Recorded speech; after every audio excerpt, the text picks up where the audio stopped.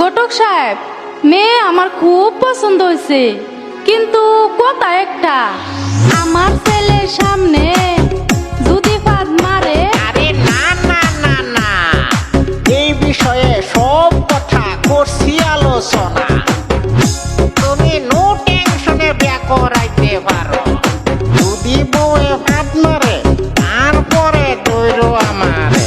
এখন বিয়ার কাজটা সাইরা ফেলাও তাড়াতাড়ি করে।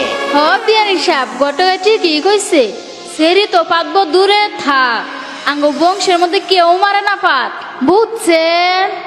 ও তাই নাকি? তাহলে ঠিকই আছে, আগামী শুক্রবারে দিলাম বিয়া পাক্কা করে।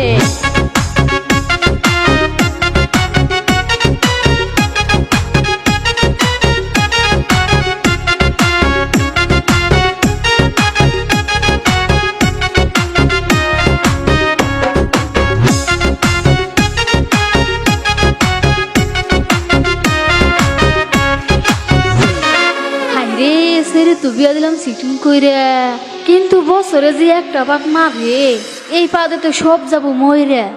যাই যাই কথাটা কইয়া থিয়াই।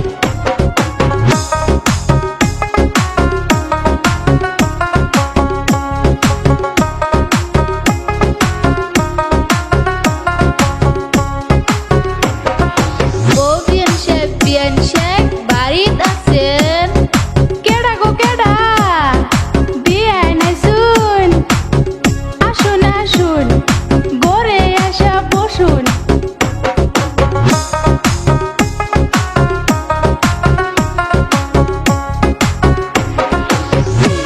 এই যে শুনুন বিয়ান, পাদে পাদন্তি শুনে ভাগ্যমতী, পাত নাই যার পুরা কপাল তার, বুঝছুন?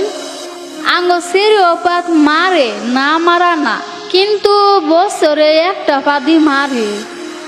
সর্বনাশ! বিয়ান আনহে এটা কি করলেন? এত বড় সিটিং করলেন? ও আম্মা, আম্মা, যা হবার তা হইয়া গেছে, ওহনার কইয়া লাভ নাই, বছরে একটা পাতি দিমু, তাতে কোনো সমস্যা নাই। আমার পাতের সময় হইলে আপনারা যাইবেন গা বাড়ি ঘর ছেড়ে, আমি খালি বাড়ি পেয়ে ঠাস কইরা দিমু পাত মেরে, বুঝছুন?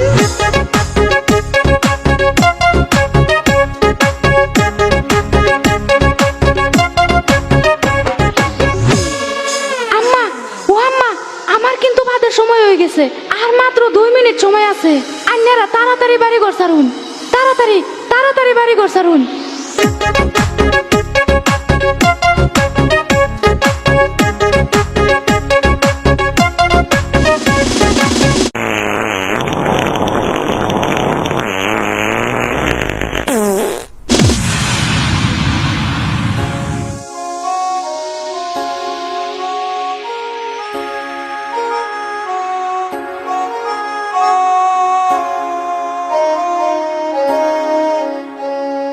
ও আল্লাহ গো, আল্লাহ গো, আমার কি সর্বনাশ হইয়া গেল। ঘাস পাদুরি তুষ পাদুরি সেটাই ছিল ভালো, বকর পাদুরি আইন নাই আমার বাপ মা মারা গেল, আমার কি সর্বনাশ হলো। ও আল্লাহ গো, আল্লাহ গো, আমার কি সর্বনাশ হইয়া গেল।